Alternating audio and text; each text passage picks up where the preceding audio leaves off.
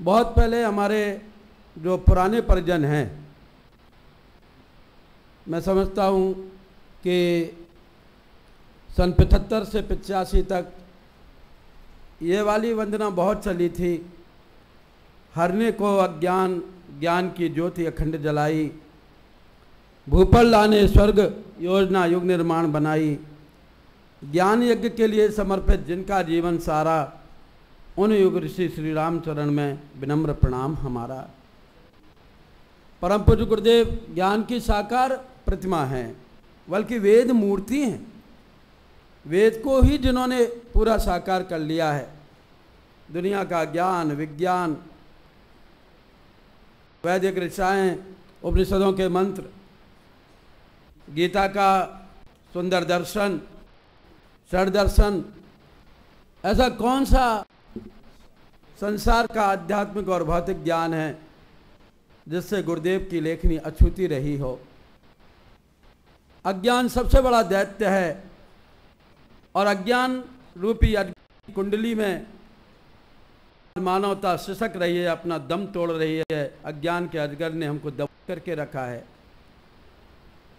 इसलिए अब परम पूज्य गुरुदेव की ज्ञान धारा को जागृत करना आवश्यक है।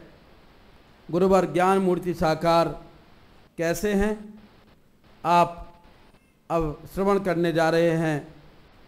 हमारे मिशन के अति वरिष्ठ आदरणीय श्री शरद पारदी जी भाई साहब, जो आर्किटेक्ट हैं बहुत बड़े,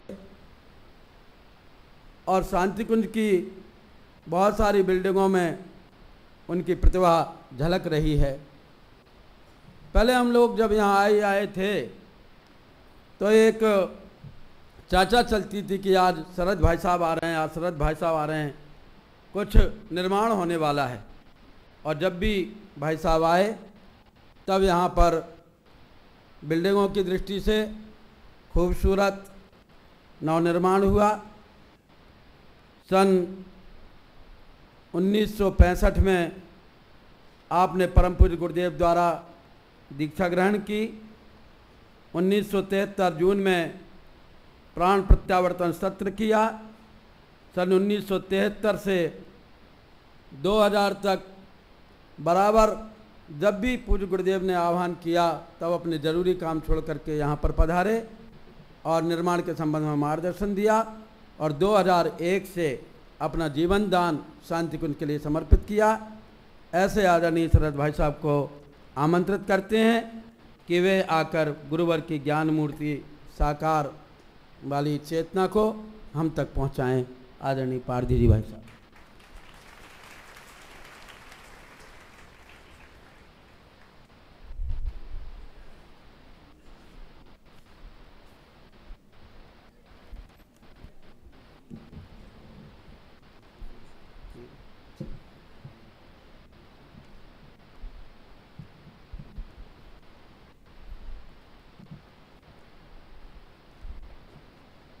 आप लोगों से नम्र निवेदन है कि कमर सीधी करके बैठ जाए। पहले उगते हुए सूर्य का ध्यान करते हुए गायत्री मंत्र एक साथ एक स्वर में कहने का कष्ट करेंगे। ओम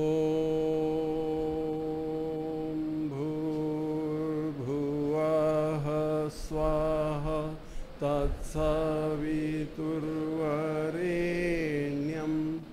भर्गो देवस्य धीमहि यो यो नः प्रचोदयात्। ओम गुरुर्ब्रह्मा गुरुर्विष्णु गुरुरेव महेश्वरः गुरुः साक्षात् परब्रह्म तस्मै श्री गुरुवे नमः। मातृवत् लालयित्री च पितृवत् मार्गदर्शिका नमोस्तु गुरुसत्तायै श्रद्धा प्रज्ञायुता च या श्रद्धा प्रज्ञायुता च या। परम पूज्य गुरुदेव परम वंदनीय माता जी के सूक्ष्म उपस्थिति में, उनके संरक्षण में यहाँ पे पधारे हुए गुरु पूर्णिमा के पूर्व संध्या पर मंच पर आसीन मेरे अग्रज बंधुओं, देवी स्वरूपा बहनों और देव स्वरूप भाइयों, गुरुदेव का प्रत्यक्ष दर्शन करने वाले हम में से बहुत होंगे। गुरुदेव का सशरीर दर्शन आप लोगों ने, बहुत लोगों ने किया है, और उनके पश्चात भी जिन्होंने उनका दर्शन नहीं किया, केवल दार्शनिक स्तर पे उन्होंने आपका गुरुदेव का दर्शन किया, ऐसे भी हम में बहुत लोग हैं। हमको ये देखना है कि क्या इस दर्शन से हम में बदलाव आया, क्या हमारे चिंतन में कहीं बदलाव आया। गुरुदेव से प्रत्यक्ष मिले, गुरुदेव के चरणों में माथा रखा, उनके साथ वार्तालाप की, अपने दिल की बात की, लेकिन क्या अपेक्षित परिवर्तन हम लोगों में हो पाया है? इसमें दो व्यक्ति हो जाते हैं। कुछ लोगों में तो परिवर्तन निश्चित आया है, परंतु कुछ हमारे भाई ऐसे हैं जिसके अंदर अपेक्षित परिवर्तन था वो नहीं हो पाया, और जिन्होंने दार्शनिक स्थल पे दार्शनिक दृष्टि से गुरुदेव को केवल देखा, सुना, प्रत्यक्ष नहीं देखा, ये लोग कैसे रहे? इनमें देखा गया है कि अधिकांश लोगों में बदलाव आया है, क्योंकि गुरुदेव के सैद्धांतिक रूप को इन्होंने जाना, जिसको हम ज्ञान शरीर कह रहे हैं, जिस ज्ञान शरीर की चर्चा हम करने जा रहे हैं, इसकी प्रत्यक्ष अनुभूति का लाभ उन लोगों को मेरे हिसाब से कुछ ज़्यादा मिला, क्योंकि इन्होंने कल्पना की कि गुरुदेव हमारे कितने बड़े हैं, कितना बड़ा काम किया है। इनका ज्ञान शरीर के बारे में शायद न सोचा होगा, लेकिन ज्ञान शरीर से लाभान्वित जरूर हुए हैं।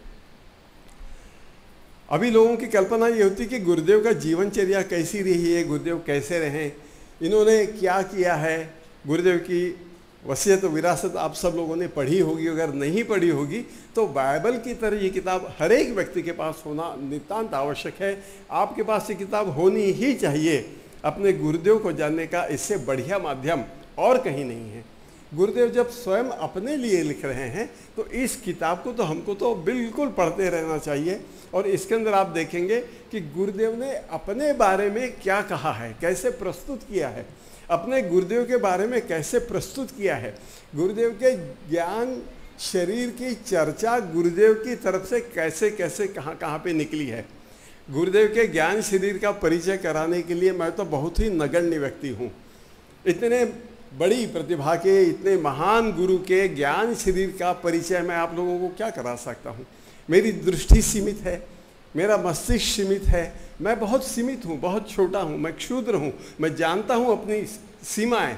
इस सीमा के तहत गुरुदेव का ज्ञान शरीर का वर्णन आप लोगों तक पहुँचाना मेरे सीमा के बाहर की बात थी, और मैं आपके सामने कबूल करता हूँ। परंतु गुरुदेव ने जो अपने बारे में अपनी वसीयत और विरासत में जगह जगह पर वचन उद्धृत किए हैं, केवल एक ही किताब को हमने देख के कोशिश की है कि गुरुदेव के ज्ञान शरीर को हम कैसे जान सकते हैं, उन्होंने इसके बारे में क्या कहा है, दादा गुरु ने क्या कहा है, दादा गुरु के निर्देश उन्होंने कैसे लिए हैं, और उसके अंदर से हमारा मिशन का विस्तार, आप लोगों से जुड़ना कैसे संभव हुआ। ये अगर हम जानेंगे तो पता चलेगा कि गुरुदेव का वास्तविक ज्ञान शरीर कितना विशाल था, कितना बड़ा था, और जितनी बार आप इस किताब को पढ़ेंगे आपको उसकी विशालता का परिचय होता रहेगा। यही मैं कह रहा था कि गुरुदेव की जीवनचर्या जानने के लिए लोग बहुत उत्सुक होते हैं कि साहब उन्होंने कैसी तपस्या की, हिमालय में कैसे गए, वहाँ पे क्या क्या हुआ, वहाँ पे उनके गुरुदेव ने क्या कहा, इसके बारे में गुरुदेव स्वयं क्या लिखते हैं, ये जानना ज़्यादा महत्वपूर्ण है। कहीं कहीं सुनी सुनाई बातें तो आपको सब लोगों ने बताई, लेकिन गुरुदेव इस किताब में कहते हैं यदि उस दृष्टि से कोई हमारी जीवनचर्या पढ़ना चाहता हो तो उसे पहले हमारे जीवनचर्या के तत्व दर्शन को समझना चाहिए। हमारा जीवन का तत्व दर्शन क्या है, मैं किस रूप से आया हूँ और मैं क्या काम करने आया हूँ, इस तत्व दर्शन को समझना चाहिए। कुछ अलौकिक विलक्षण खोजने वालों को हमारे जीवन क्रम पढ़ने से संभवतः नई दिशाएं मिलेंगी। इतना आत्मविश्वास है कि जो विलक्षण देखना चाहता है उसको नई दिशा गुरुदेव को अपने जीवन से मिलेगी, ऐसा उनका विश्वास है। सही क्रिया सही लोगों द्वारा सही प्रयोजनों के लिए अपनाने पर उसका सच परिणाम भी होना ही चाहिए। इस आधार पर जिन्हें ऋषि परंपरा के आध्यात्म का स्वरूप समझना हो, वो हमारी जीवनचर्या को आदि से अंत तक पढ़ और परख सकते हैं। चैलेंज दिया है। आप अगर ऋषि परंपरा के बारे में जानना चाहते हो, ऋषि क्या होते हैं, कैसे होते हैं और इनका कार्यकलाप कैसे होता है, ये अगर आप जानना चाहते हो तो वो कहते हैं साहब हमारी जीवनचर्या को पढ़िए और इसको परखिए। आप अपनी दृष्टि से समाधान निकालने की कोशिश करिए कि क्या वस्तुतः गुरुदेव कितने बड़े ऋषि तत्व के थे। परम पूज्य की ज्ञान मूर्ति का रूप जानने के लिए हम प्रयास करेंगे, लेकिन हम प्रयास करेंगे इसी किताब के आधार पर। हम प्रयास करेंगे, इन्हीं गुरुदेवों के अनेक वचन हमने आपके सामने रखने हैं और इसके अंदर हम ये प्रतिपादित करने की कोशिश करेंगे कि गुरुदेव का ज्ञान शरीर कितना बड़ा, कितना विशाल, कितना अखंड, कितना तेजस्वी रहा है, उसमें से हम कितना पा सके। हमारा पात्र कितना बड़ा था, हमारी पात्रता का विकास हमने किया कि नहीं किया। हमने गुरुदेव को प्रत्यक्ष देखा कि सिद्धांतिक रूप में देखा कि उनकी किताबें पढ़ी, जो भी कुछ होगा, जिस दृष्टि से भी आपने गुरुदेव को देखा होगा, समझने की कोशिश की होगी, आपने अपनी पात्रता के अनुरूप उनसे ग्रहण किया होगा। ज्ञान शक्ति का स्तोत्र तो अखंड है। गुरुदेव के ज्ञान सूर्य का परम तेजस्वी प्रकाशमय प्रकाश चारों तरफ पसरा, आपके चारों तरफ है, लेकिन आपकी पात्रता के अनुरूप ही आपने उसको ग्रहण किया होगा। आपकी पात्रता का अगर विकास आप कर लेते हैं तो ये प्रकाश उतना ही ज़्यादा आपके झोले में आ सकता है और गुरुदेव के परिचय में, ज्ञान शरीर के परिचय में आपको इसकी बहुत बड़ी मदद मिल सकती है। आपकी पात्रता में कितना विकास हुआ है, गुरुदेव कहते हैं। गुरुदेव ने पात्रता के विकास के बारे में कहा है। गुरुदेव के दादा गुरु ने कहा था, आपका काम तो समर्पण करना है, पात्रता का विकास करना है, उसके आगे की जिम्मेदारी हमारी है। दादा गुरु ने कहा कि तुम तो अपनी पात्रता का विकास करो, बस यहीं तक आपका काम है, बाकी जिम्मेदारी हमने ली है। गुरुदेव की जिम्मेदारी दादा गुरु ने ली थी। गुरुदेव इसके बारे में कहते हैं, संकल्प, धैर्य और श्रद्धा को अपनाने से मनोभूमि ऐसी बनती है कि आध्यात्म के दिव्य अवतरण को धारण कर सकें। संकल्प, धैर्य, श्रद्धा को अपनाने से मनोभूमि ऐसी बनती है कि अध्यात्म के दिव्य अवतरण को धारण कर सके। यह पात्रता ही शिष्यत्व है, गुरुदेव ने कहा है। अब आप कसिए अपने आप को कि इन सिद्धांतों पर आप गुरुदेव के शिष्य हैं। क्या ये पात्रता हमने विकसित की है? यह पात्रता ही शिष्यत्व है। समय पात्रता विकसित करने में लगता है, गुरु मिलने में नहीं। गुरु तो मिल जाएंगे आपको, आपकी पात्रता विकसित हो तब तो होगा ये। तो हमारी जो भी तप चलता है, जो भी जप चलता है, जो भी हम प्रयास करते हैं, जो भी यज्ञ करते हैं, जो भी आयोजन करते हैं, इसका एक मूलभूत सिद्धांत है कि हम अपनी पात्रता का विकास करते हैं। और पात्रता का विकास हो गया तो समझिए गुरुदेव फिर खड़े हैं आपके ऊपर दीक्षा देने के लिए, आपके ऊपर कृपा करने के लिए, आपके ज्ञान शरीर का आपको परिचय करा देने के लिए। इसीलिए हमारे जीवन में गुरुदेव के संपर्क में आने के बाद में कितना प्रभाव पड़ा है, ये हमारी पात्रता के ऊपर निर्भर है। गुरुदेव को हम जानना चाहते हैं, गुरुदेव ने बार बार कहा है। और जो अभी जन्म शताब्दी की जो हमारी स्मारिका निकली है, उसके अंदर एक ही वाक्य हर जगह आता है, मैं व्यक्ति नहीं विचार हूँ। गुरुदेव के व्यक्ति के रूप में हम देखते हैं तो हम गलती करते हैं, और गुरुदेव को अगर विचार के रूप में देखते तो फिर हम ज्ञान शरीर के करीब पहुँचते हैं, उसका परिचय करने की स्थिति में आते हैं। अगर उनके विचारों से हम उनके करीब पहुँच सकते हैं और उनके बारे में हम जान सकते हैं। गुरुदेव के विचार क्रांतिकारी रहे हैं। इतनी बड़ी जन क्रांति, मुझे एक छोटी सी बात मैं बहुत जल्दी में कह दूंगा। एक बड़े अच्छे संस्थान में मुझे जाने का मौका मिला था। बड़ा मान्यता प्राप्त संस्थान है, बहुत भीड़ है, बहुत मैं गया था तो उनके ऑडिटोरियम में कार्यक्रम था, वहाँ पे बुलाया गया था। भीड़ में देखा कि करीब करीब 100% व्यक्ति गाड़ियों में आए थे। बड़े बड़े रईस लोग थे, अच्छे ठाट बाट के लोग थे, स्त्री पुरुष थे, बच्चे थे। गेट के अंदर आने की सामान्य आदमी की हिम्मत नहीं हो रही थी। सामान्य आदमी गेट से देखता था और झुक के देख के निकल जाता था। मुझे ऐसे लगने लगा कि इतना अमीर वर्ग इनके पास है, ऐसा अमीर वर्ग अगर हमारे मिशन में आ जाता तो कितनी मजा आती। लेकिन तत्काल उसी देर में गुरुदेव ने आंखें खोली। उन्होंने कहा, बेटा मेरा तो जन क्रांति का काम है, मैं कोई विशेष वर्ग की क्रांति नहीं करता हूँ मित्रों, आप ही है, आपके लिए ही जो क्रांति की है, जो विचार क्रांति है, जो जन क्रांति है, क्रांति हर बार सामान्य व्यक्ति से ही उठती है। हम सामान्य हैं, हम वानरों को लेके श्री राम जी ने एक नई क्रांति खड़ी करने का प्रयास किया है। श्रेय आपका भी है, गुरुदेव का भी है, लेकिन हम एक दूसरे से कैसे संबंधित है, हमने गुरुदेव से कितना पाया है, इसके बारे में हमको चिंतन करना चाहिए। गुरुदेव ने जो अपने विचार आपके सामने रखे उसके पीछे क्या क्या था, ये मैंने अपना दिमाग लगा के सोचा कि उनकी प्रचंड और नैष्ठिक साधना, उनकी साधना के बारे में मैं बार बार नहीं कहूँगा, लेकिन उनकी नैष्ठिक साधना रही है और प्रचंड साधना रही है। उन पर बरसी दादा गुरु जी की कृपा, दादा गुरु जी की कृपा अनवरत बरसी है, हर बार बरसी है। और वैसा देखा जाए तो लौकिक दृष्टि से गुरुदेव ने कहा कि मैं अपने गुरु से केवल 4 बार मिला हूँ जिंदगी में। हमने तो गुरुदेव को कई बार मिलने की कोशिश की, मिले भी हैं, हर बार मिलते थे तो गुरुदेव के चरणों में सरकने के लिए धक्का मुक्की करते रहे हैं, लेकिन गुरुदेव ने अपने गुरु को जीवन में केवल 4 बार उनसे प्रत्यक्ष मुलाकात की जब हिमालय में गए थे।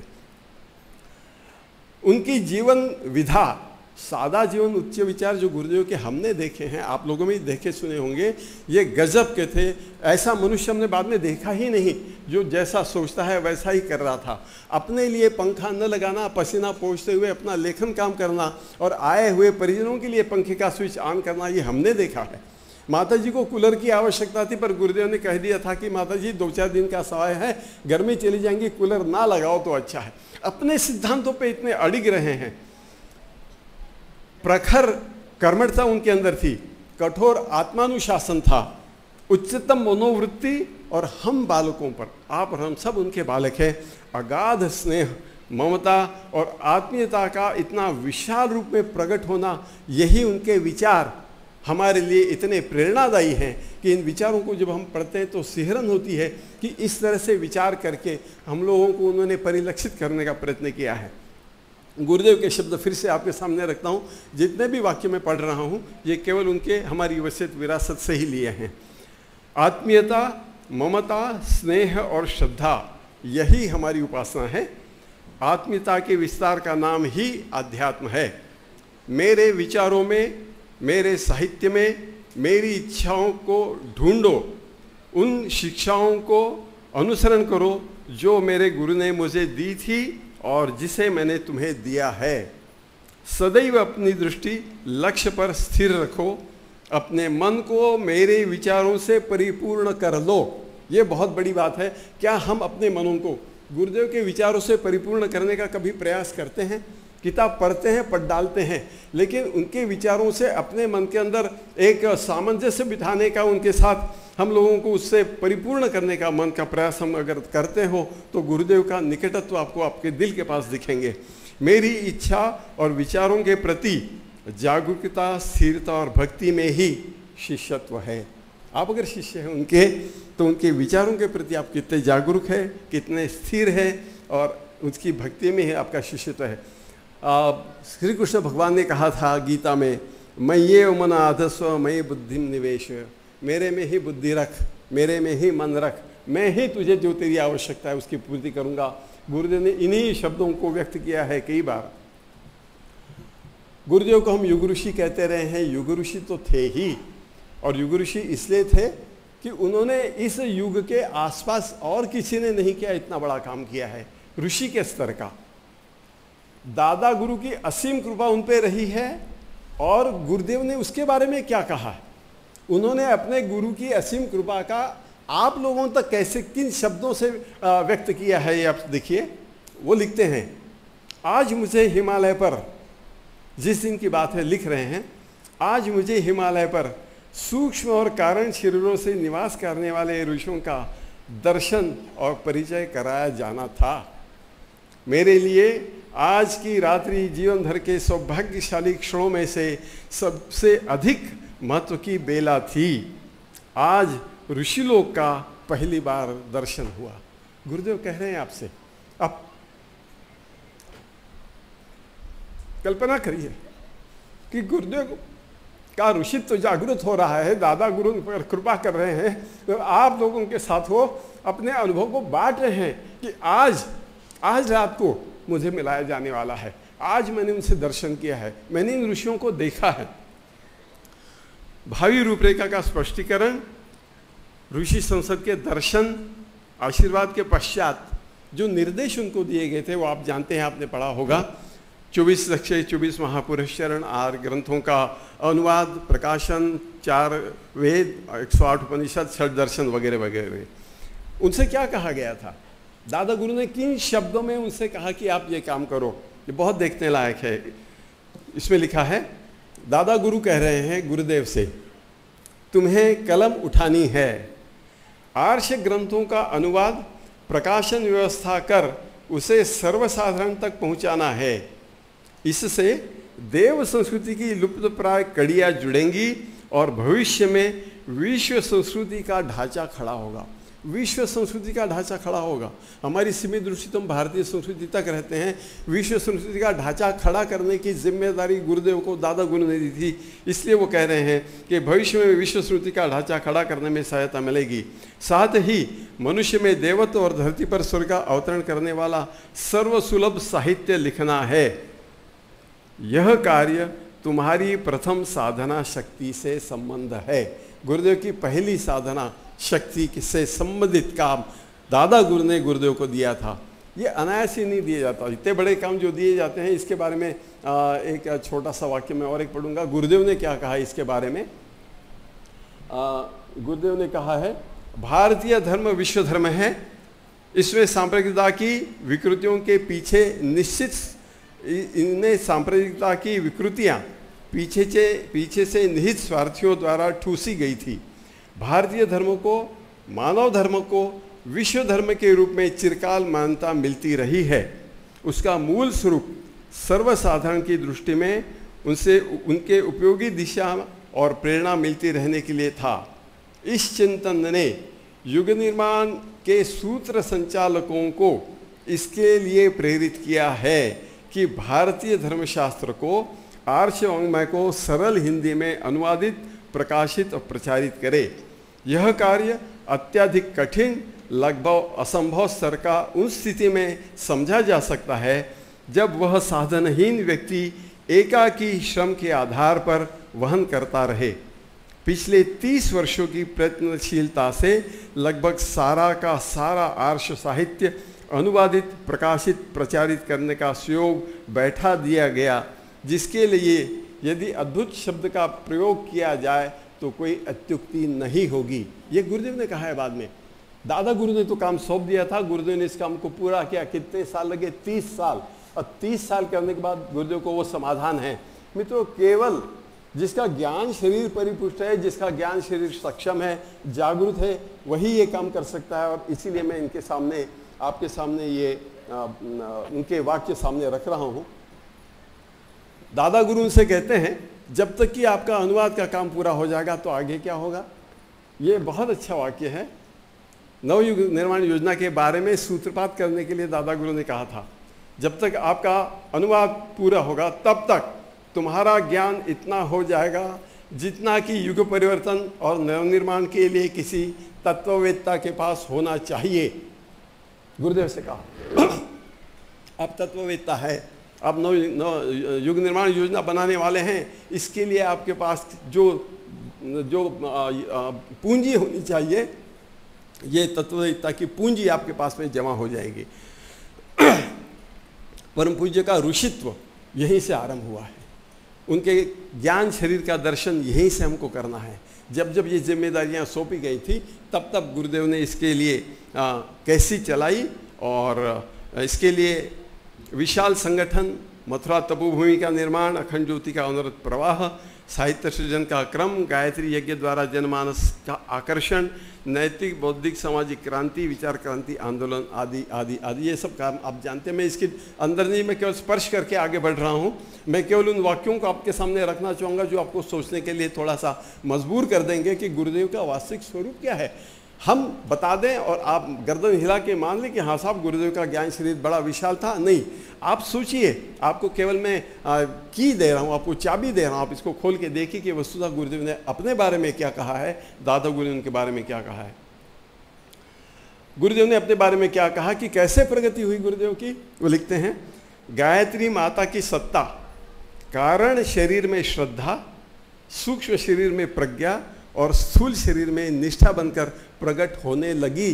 जब ये क्रम चालू हो गया था, विकास का क्रम उनका, तब लिख रहे हैं वो, परख की गई और पाया कि भावना परिपक्व हो गई है।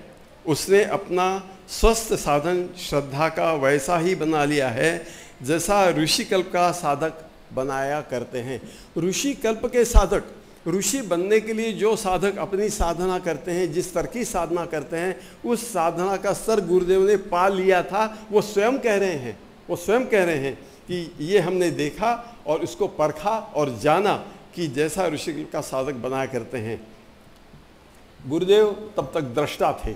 दृष्टा का साहित्य उन्होंने जो विनिर्मित किया, आप जानते हैं कि बहुत बड़ा साहित्य उन्होंने लिखा था और इसके लिए कई लोग इनके पीछे, इन्होंने सही किया कि गलत किया, गायत्री को खोल दिया कि बंद किया, गायत्री ब्राह्मणों की थी और अन्य लोगों को कह दिया, स्त्रियों को कहने के लिए कह दिया था। इसके अंदर कई बार शंकराचार्य भी सम्मिलित हो गए थे और गुरुदेव को काफ़ी विरोध भी हुआ था, लेकिन धीरे धीरे इनका मत परिवर्तन बगैर किसी प्रयास के गुरुदेव की तपस साधना से कैसे हुआ। कांची कामकोटि के शंकराचार्य को प्रश्न किया था कि आचार्य श्री राम शर्मा जी जो कह रहे हैं, क्या ये शास्त्र सम्मत है? क्या गायत्री सबको देनी चाहिए? शंकराचार्य ने सोच के विचार दिया, क्या कहते हैं, शास्त्र विधि शास्त्र के अनुशीलन से निर्धारित होता है, ये तो ठीक है, शास्त्र को शस्त्र बनाकर नहीं। आचार्य जी ने जो भी किया है शास्त्र सम्मत ही किया है। मान्यताएं मिलना चालू हो गई, ऋग ऋषि प्रकट होना शुरू हो गया, ज्ञान शरीर की प्रखरता तेजस्वी होना शुरू हो गई। और इसी से आप देखते हैं कि गुरुदेव की एक किताब का मैं केवल जिक्र करूंगा। गुरुदेव ने लिखी थी एक किताब, सुनसान के सहचर। सुनसान से सहचर में गुरुदेव के दृष्टत्व का पता चलता है। दृष्टा ऋषि कौन होता है? जो ब्रह्मर्षि स्तर का होता है, देवर्षि स्तर का होता है, राजर्षि स्तर का होता है, अपनी समाधि में जाके और शून्य के साथ संबंध प्रस्तावित करके नए सिद्धांतों को प्रतिपादित करता है, वो ऋषि होता है, उसे दृष्टा कहा जाता है। दृष्टा कई लोग हुए हैं। अपौरुषीय वेदों को कहा गया है, जो कहते कि इन दृष्टाओं ने लिखा, इन्होंने देखा, ज्ञान को देखा, ज्ञान का प्रत्यक्ष दर्शन किया। केवल जिसका ज्ञान शरीर परिपुष्ट है वही उसके दर्शन कर सकता है, वही दृष्टा बन सकता है। आपके हमारे कहने से और कोई इसके लिए स्केल या कोई परीक्षा नहीं है, ये तो अपने आप को कसने पे ये चीज़ें आती हैं। कई जगह पे दृष्टाओं की रचना आपने देखी है। विश्वामित्र का नदी सूक्त है वेदों में, नदी से वार्तालाप करते हैं। आचार्य विनोबा गीता प्रवचनों में अड़ गए थे तो ज्ञानेश्वर जी ने उनको दिशा निर्देश दिया था। ज्ञानेश्वर जी जाके 700 साल हो गए, फिर भी उन्होंने आके उनको दिशा निर्देश दिया। लोकमान्य तिलक को गीता रहस्य लिखते हुए प्रत्यक्ष श्री कृष्ण भगवान ने उनको दिशा निर्देश दिया जहाँ पे वो अड़ गए थे। परम पूज्य ने जड़ और चेतन से संवाद साधा है। आप इसको पढ़िए, तो सुनसान के सहचर पढ़िए। उन्होंने कहा कि मैं विश्व समाज का सदस्य हूँ। हम तो समाज के सदस्य बनने में कतराते हैं, समाज के सदस्य बनने में हम जिम्मेदारी वहन करने के लिए हम पीछे देखते हैं। गुरुदेव कहते हैं मैं विश्व समाज का सदस्य हूँ। और विश्व समाज में कौन आता है? पशु आते हैं, पक्षी आते हैं, प्राणी आते हैं, नदियाँ आती हैं, पहाड़ आते हैं, चंद्रमा आता है, सूर्य आता है, आकाश आते हैं, तारे आते हैं, क्या नहीं आता। इस समाज के वो सदस्य हैं, अपने सामाजिक बंधुओं से वो बातचीत कर सकते हैं। और वो इसके बारे में क्या कहते हैं, इससे क्या हुआ? उनका वाक्य है, इस से सतचित आनंद की अनुभूतियाँ मुझे हुई है और ये एक उच्च स्तरीय सिद्धि किसी को भी प्राप्त हो सकती है अगर हम इसको अपना सके। जहाँ तक उन्होंने लिखा है अपने लेखन के बारे में, उन्होंने निश्चित कहा है कि लेखन हमारे लिए कभी व्यवसाय नहीं रहा। मैंने इसे अपनी उपासना की तरह अपनाया है। तप ने मेरे चिंतन में प्राण भरे हैं। इन रचनाओं को हमने प्राण से संजोया है। इसमें कितनी आभा है, कितनी रोशनी है, कितनी मौलिकता है, कितनी शक्ति है, यह कहने की नहीं, अनुभव करने की बात है। जो इसका प्रभाव होना चाहिए वो होकर ही रहेगा। ये पूरे ठोस शब्दों के साथ कह रहे कि मैंने जो लिखा है उसका परिणाम होना ही चाहिए और होगा। हम अपनी जीवंत साधना के स्वयं की आत्मिक प्रगति से जुड़े 3 महत्वपूर्ण चरणों की व्याख्या कर देते रहे हैं। सबसे प्रमुख पाठ तो इस काया रूपी चोले में रहकर हमारी आत्मसत्ता ने सीखा है, वह सच्ची उपासना। सच्ची उपासना हम उपासना करते हैं मित्रों, हम पास में बैठते हैं गायत्री के, लेकिन गायत्री हमारे में उतरती नहीं है।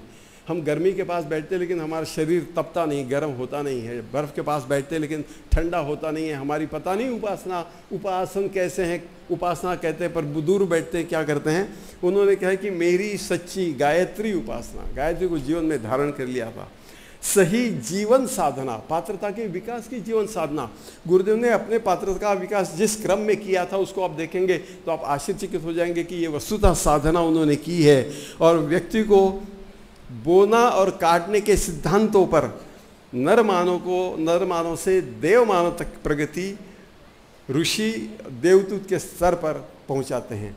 मित्रों, गुरुदेव ने यही किया और इसी पे उन्होंने कहा है ज्ञान के बारे में।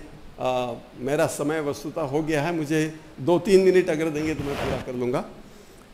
गुरुदेव ने ज्ञान के बारे में क्या कहा है, ये कहा लिखा है, ये जो वेद है हमारे ऋग्वेद की भूमिका जो गुरुदेव ने लिखी है, उस भूमिका में गुरुदेव ज्ञान के बारे में क्या कहते हैं मैं एक बार आपको बता दूं, फिर मैं अपनी बात समाप्त कर दूंगा। आगे सोचना आपको है, आगे आपको कल्पना करना कि गुरुदेव का ज्ञान शरीर कैसा था, हम किससे जुड़े हैं, उनको कैसे जुड़े रहना चाहिए। गुरुदेव क्या कहते हैं ज्ञान के बारे में, थोड़ा सा लंबा वाक्य है पर बहुत ही अच्छा है, वेदों की भूमिका में लिखा हुआ है। ऋषियों ने यह ज्ञान समाधि द्वारा परम तत्व से एकाकार होकर पाया था, ये तो आपको कहा ही है। यह ऋषियों का ज्ञान साक्षात्कार का ज्ञान था। नॉलेज बाय आइडेंटिटी, मतलब पहचानने, देखकर पहचानने के बाद आत्मसात करने के बाद का ज्ञान है।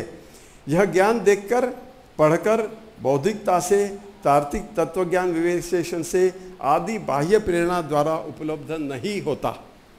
हमारी देव संस्कृति की आदिकालीन परंपरा है कि ज्ञान प्राप्ति हेतु ऋषिगण आत्मसत्ता की प्रयोगशाला में अंतर्मुखी होकर चिंतन मनन निधिध्यासन तथा फिर समाधि स्थिति में जाकर चेतना जगत के सूत्रों को खोज लाते थे। इस ज्ञान को ऋषियों ने पूर्ण कहा। पूर्णमिदम पूर्णात् पूर्णमुदच्यते आप मंत्र कहते हैं, लेकिन ये मंत्र के बाद तत्काल कहते हैं, साथ साथ उन्होंने नेति नेति भी कहा। नहीं, ये पूरा नहीं है, ये पूरा नहीं कहा जा सकता। यह कहना उनके तत्वदृष्टा व स्पष्ट वक्ता होने का प्रमाण है। अंतर्दृष्टि की परिपक्वता के बिना कोई व्यक्ति ऐसी उक्ति नहीं कर सकता। ऋषियों ने लोक काल के अनुरूप चेतना के समग्र सूत्र